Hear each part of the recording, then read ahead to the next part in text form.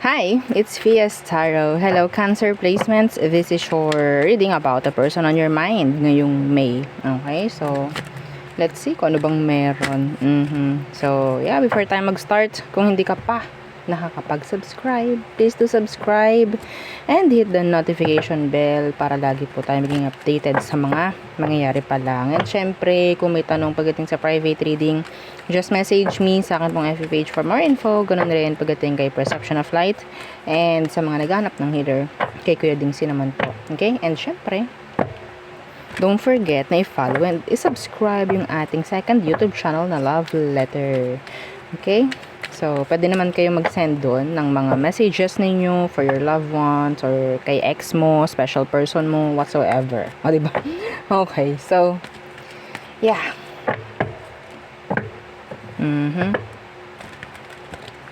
And syempre, itatago natin yung inyong identity. Apo. Ano pa ba? Yeah, yung ating mga items, yeah, they're all available. So, yeah, message na lang po, no? Kung may mga tanong. Yes. Okay. So, let's see. The person on your mind, Cancer. Who are they? Who is this? Anong meron sa kanya, Cancer? Okay. The Four of Wands inversed. So, there's this separation. Pwedeng nasa hiwalayan kayo nitong taong to. Some of you, walang label. Yung inyong connection. So, lahat po ha, babanggitin ko kung anong makita ko. So, syempre, hindi lahat magre-resonate yon. So, kunin nyo lang kung anong makaka-resonate. So, some of them, they're not stable. Some of them, they have family issues. Okay, what's with this Four of Wands, Universe? The Ace of Wands, Universe. No label kayo ng taong to. Nagkaroon kayo ng in and out, on and off. Madalas ang in and out ninyo. Lumabas, pumasok sa buhay mo tong taong to actually. Okay? Could be a fire sign. Aries, Leo, Sag. Excuse me.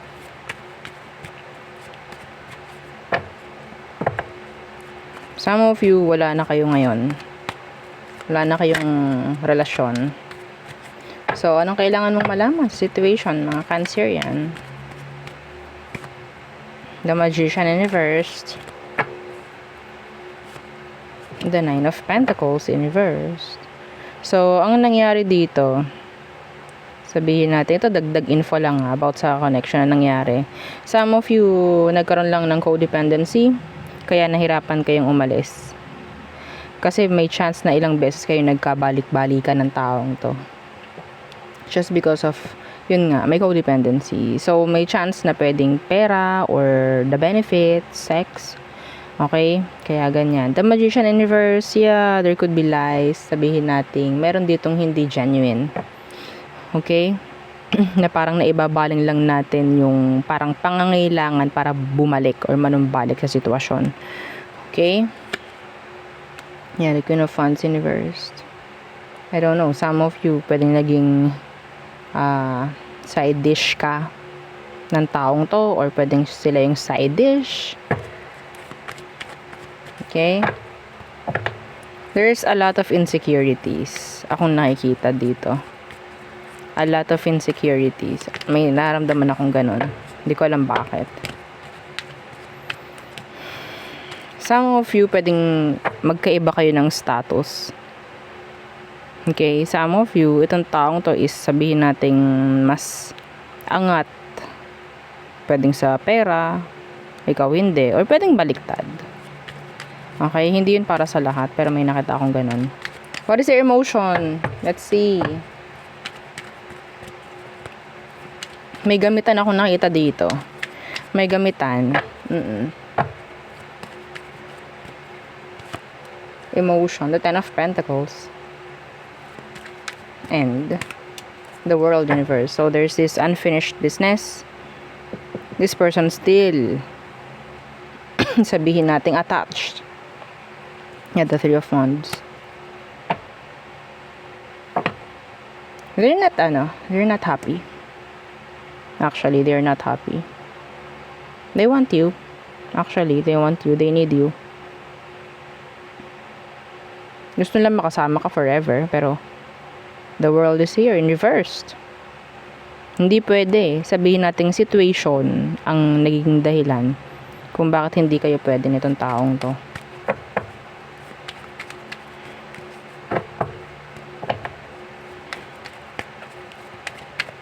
So, parang andun yung energy na parang pending, no? Yung connection na to, pending. Yeah, temperance. Some of them, they're still waiting. They are still waiting. Eight of Swords. Pero, hindi nila ginagawang stuck yung sarili nila sa sitwasyon. Okay? Yeah. Temperance is balance. Some of them, they're open still. Pagdating sa connection nyo na to. Pagdating sa pagbabalikan, if ever, or pagkakaayos. Pero, hindi niya ginagawang stuck yung sarili niya. O sakali man. Okay, what is their next action towards you? The Nine of Cups. Healing. Okay. Maghihil itong taong to. Unahin ng sarili. Unahin ng kasiyahan niya. Unahin yung sarili. No? Ano tong Nine of Cups? Yeah, the Five of Swords. Kesa naman ma-stress. Some of you, ayaw nito na na-stress ka. Mas pipiliin ito na parang ibigay yung freedom. Okay? Ibigay yung freedom, ibigay yung kasiyahan na meron. Parang sabihin natin, yes, mahirap, pero sa una lang, sa umpisa lang. Okay? Yeah, Seven of Cups, Queen of Swords, Universe. Some of you, there's infidelity here. Pwedeng side chick to or side dick. Mga ganun. Yeah, the Eight of Cups. They won't go anywhere.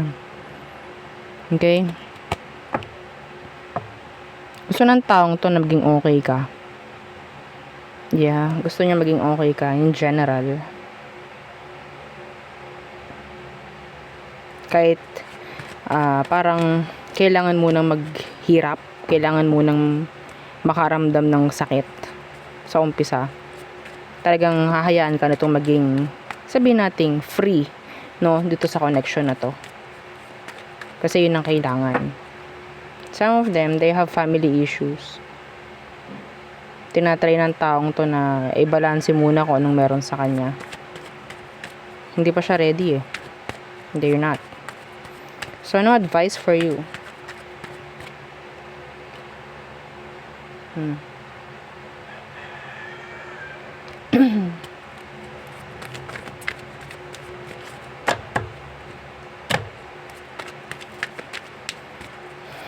Advice for you, outcome, ngayong May, strength, and Page of Pentacles. So, there's no energy of messages, no, wala po. Wheel of Fortune. Oh, Universe. Sabihin natin, isang dahilan kung bakit nangyayari to is kagagawa ni Universe, no? Some of you, this is, sabihin nating strong connection. Okay? Pero, kailangan nyo munang dumaan sa, sabihin nating struggles, conflicts, paghihiwalay, mga ganyang bagay, para mas maging strong ka. Emotionally, mentally, maybe, spiritually, mga ganyan. Okay?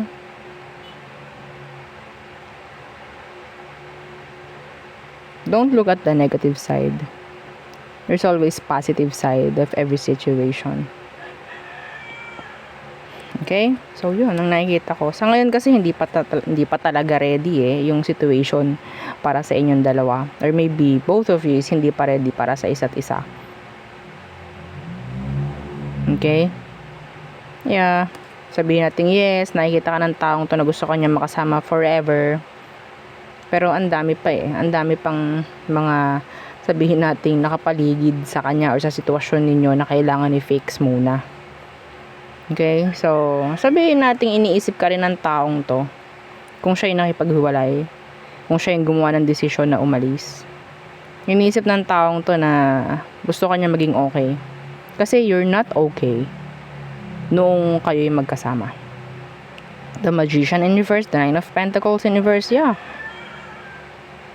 Okay, the Ace of Wands in reverse. Maraming sabihin nating naging hadlang para mag-grow ka. Simula nung magkasama kayo, kasi nandyan yung familiarity, nandyan yung parang energy ng safe na ako dito, parang ganun. So, hindi niya hinayaan eh. Mahirap man, masakit man for them na i-cut off ka, i-cut off ang situation, i-end to, pero for the better. For the better. Strength and Page of Pentacles universe para magkaroon ng pag-usad actually in general. Okay? So there. Oh. Conflict. Complicated. It's complicated. Nakalagay sa FB. So what else? I have angel number for you. 1111. Oh, that's stability. Oo, that's the Four of Wands, no? Yung 1111 pagdating sa tarot. O, diba? Kita ko kanina sa time. So, let's see what else. For Cancer yan. For this month of May. Pagdating sa person on your mind. So, let's see. So, it's like 2 person ang binabasa natin dito. So, kung hindi ka naka-resonate dun sa isa, then maybe dito sa isang spread. Let's see. The person on your mind. Okay, the Nine of Pentacles. Somebody who is, sabihin natin, may energy na independent siya. They're like attractive. Whether lalaki man, babae, ko naman ang gender niya. Okay. What's with that Nine of Pentacles? The Eight of Pentacles. They're a hard worker. Could be an earth sign. Taurus, Virgo, Capricorn. They're a hard worker, focusing on their job, on their career, or maybe on their business, or sabihin natin some of them they're still studying, so nandyan yung energy na focus lang nila is pag-aaral, mga ganyan, or sabihin natin sila yung parang laging lang nasa top, laging nagle-level up, mga ganyan. They're a hard worker. Okay. Nine of Pentacles, Eight of Pentacles. Yeah, they're too busy. They have a lot of responsibilities, some of them. Okay.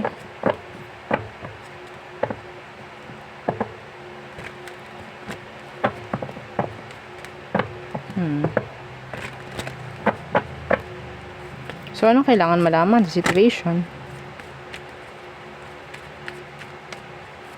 Nakaka-intimidate yung energy nito, Cancer. So, intimidating.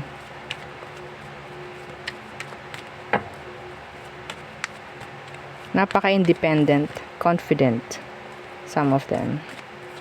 Okay? So, let's see anong kailangan mong malaman sa situation. Anong meron? 10 of Pentacles, 8, 9, 10. Okay, ang lakas ng earth sign dito, Cancer. 10 of Pentacles. Some of them, they're, breadwinner. Parang may ganong energy siya. 10 of Pentacles, the Sun. Ooh. Yeah, I think they're a breadwinner.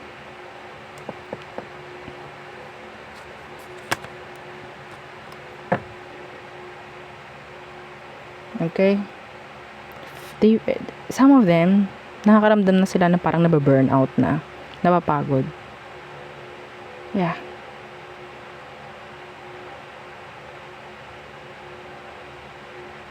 I don't know kung sino tong iniisip mo. Okay? Pwede naman kasing hindi romantic. Sabi ko lang naman the person on your mind. No? Pwede naman nating isipin yung taong hindi naman tayo romantic. Hindi naman sabihin nasa romantic lang lagi tayo, no? Anyway. Some of you pwedeng family. Okay?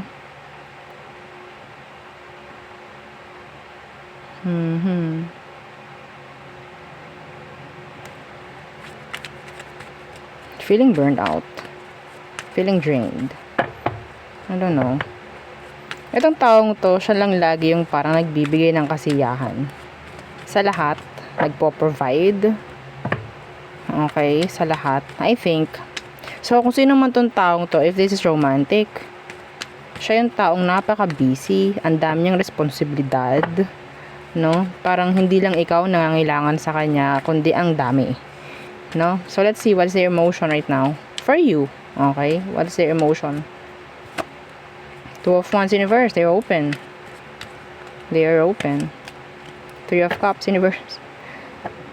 Some of them wala pa silang, I think hindi pa sila ready na makipagrelasyon. Pwedeng pagdating sa friends, friends kayo, pwede yun. Four of Wands. Four of Wands telling me na itong taong to is thinking lang sa ngayon ng kanyang stability. Focus siya sa stability. Okay, Five of Wands. Marami siyang gustong gawin pa. Mafe-friend zone ka, actually. If this is a new person, because some of them, they are single. The Nine of Pentacles, they are single.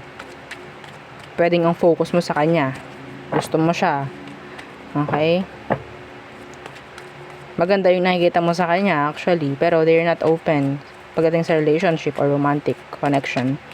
Single, andyan yung energy na pwedeng ma-friend zone ka. Actually. Yeah. Ang daming prioridad ng taong to. Some of you, kasamahan mo to sa work. Okay? But they're open. What is their next action towards you, Cancer? The World. Oh. And the Queen of Pentacles in reverse. Pwedeng isakripisyo nito lahat pagdating sa kanya. Oo. Hindi siya makasarili sa iba. Sa sarili niya, makasarili siya. Okay? This person likes you. Three of Swords in reverse. Yeah, they like you. The Hierophant, the Knight of Pentacles. They like you. Actually, nafo-fall na itong taong to sa'yo. Hindi ko alam kung ano ginagawa mo. How do they see you? Let's see. How do this person sees Cancerian? How do they see you? Kasi nafo-fall na.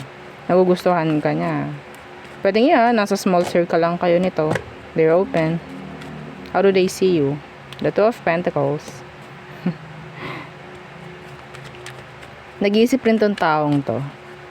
It's like they're wondering, gusto kaya niya ako? Parang ganyan. Parang nakakuha siya ng mga hints, signals from you. They're like confused. Some of them. Yeah, see the Hermit in reverse. Naku-curious din sa'yo tong taong to. Yeah, the Eight of Wands. Pwedeng open kayo sa communication, pero there's this, sabihin nating black. Okay? Black pagdating sa emosyon, hindi sa communication. Okay? Yeah, some of you magkausap kayo or open ang communication pagdating sa inyo, pero naku-curious sa'yo yung tao. Naku-curious siya. Okay? Nakukuha niya yung attention Okay? Nakukuha niya yung, nakukuha mo yung attention niya. That is why. Ang dami ng question mark pagdating sa utak niya.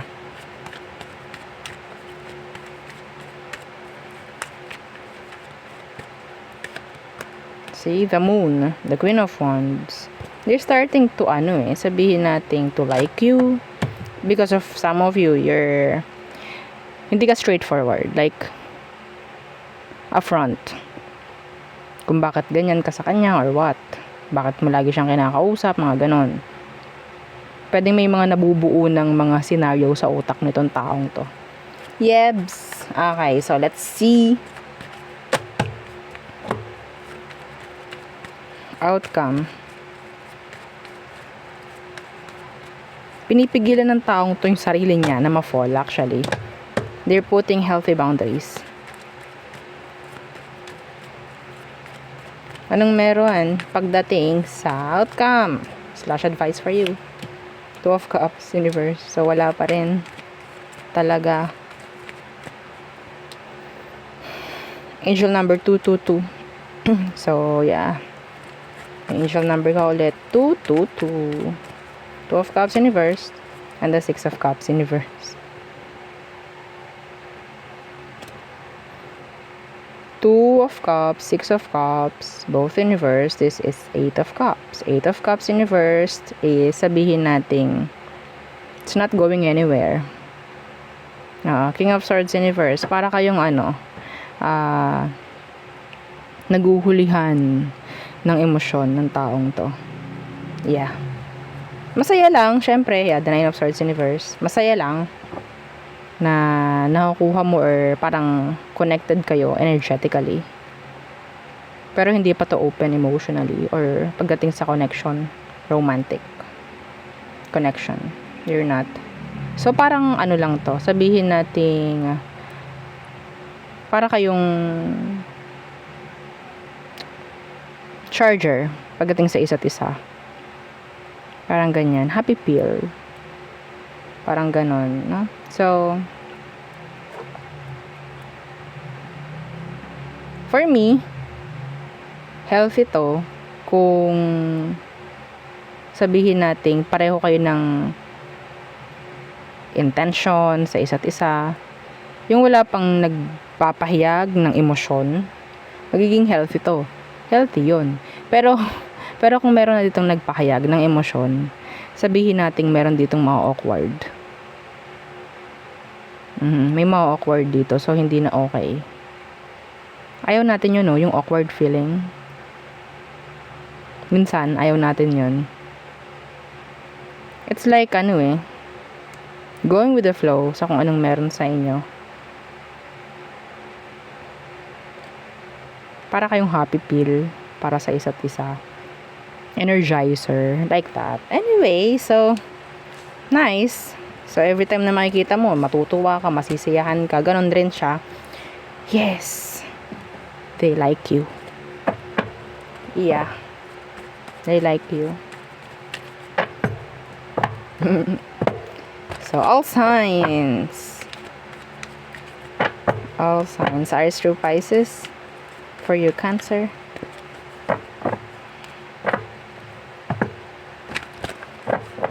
Okay. Aries, crush ka niya o crush mo siya. Taurus, some of them, they want to say sorry,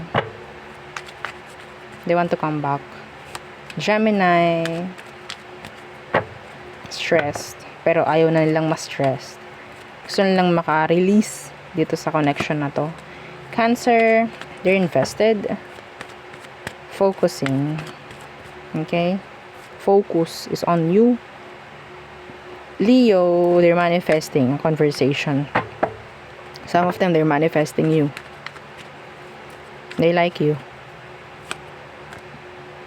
Virgo, they have trust issues, some of them. Meron ditong pagbabalikang nakikita ako, pero andun na yung parang pagod na. Libra, they want commitments. Some of you are waiting for them, no? Na parang ma-release or makaalis sa isang commitment. Yeah. Scorpio, I think this is a new person. Itong Scorpio na to. They like you. Sagittarius, they need you. Capricorn, nagli-let go si Capricorn. Maybe they are tired, too tired. Aquarius, they're sad. Some of them, pwede na panaginipan ka nila. Yeah. Pwede na panaginipan ka. Pisces, they are attracted. Yeah. So again, yeah, yun ang aking reading for you, Cancer placements. Again, please don't forget to like, share, and subscribe, and follow our FB page. And yung ating second YouTube channel, na Love Letter. Nasa description box below, yung kanya pong link. Thank you! Bye.